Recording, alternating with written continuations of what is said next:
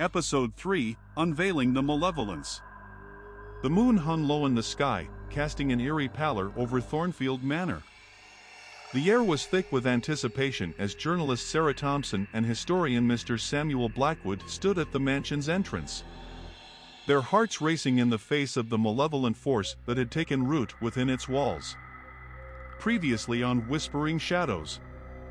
In Episode 2, Echoes of Desolation, Sarah and Mr. Blackwood delved into the portrait gallery, where cursed Thornfield family members seemed to come alive through haunting portraits. As the boundary between past and present blurred, they were subjected to visions of suffering and torment, driving them to the brink. Episode 3, Unveiling the Malevolence. With trepidation in their hearts, Sarah and Mr. Blackwood made their way through the mansion's dark corridors, guided by the revelation of a hidden chamber that held the key to the family's malevolent pact.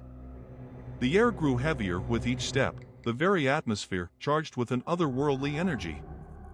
As they entered the hidden chamber, the air seemed to crackle with darkness. The room was adorned with arcane symbols, and an ominous aura hung in the air. In the center of the room stood an ornate pedestal, upon which rested an ancient tome, the Book of Shadows, as Mr. Blackwood revealed.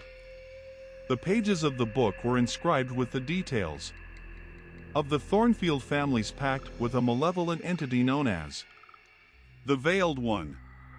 The entity had promised power and prosperity in exchange for the souls of family members and those who dared set foot in the mansion. The chilling truth of the curse's origin was laid bare, a curse that had bound the family to darkness for generations.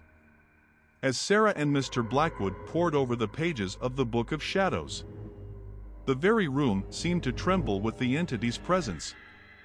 Whispers echoed through the chamber, carrying with them a haunting melody that sent shivers down their spines. They had uncovered the malevolence that had plagued their every step, but the question remained, how could they break the curse?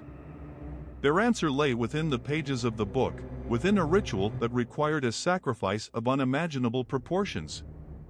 It was a gamble, a desperate bid to free themselves and the Thornfield family from the malevolent grasp of the Veiled One.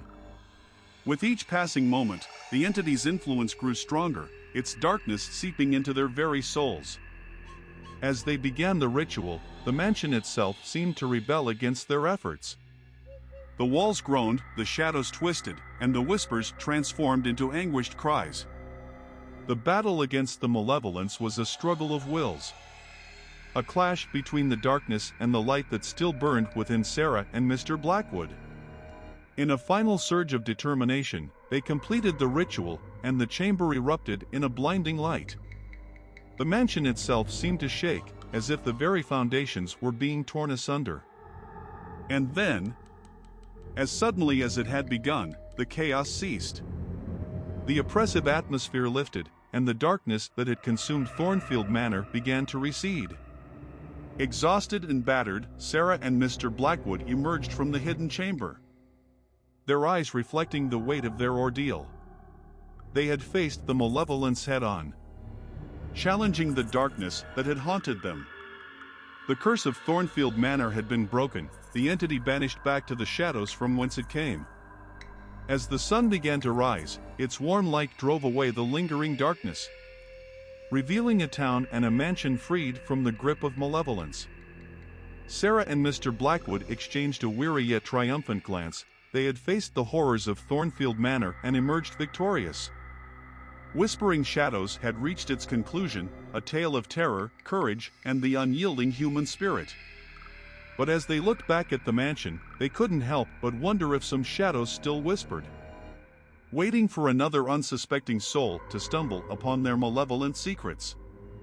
Scary place. Like and subscribe this video. I'll be back with another creepy story.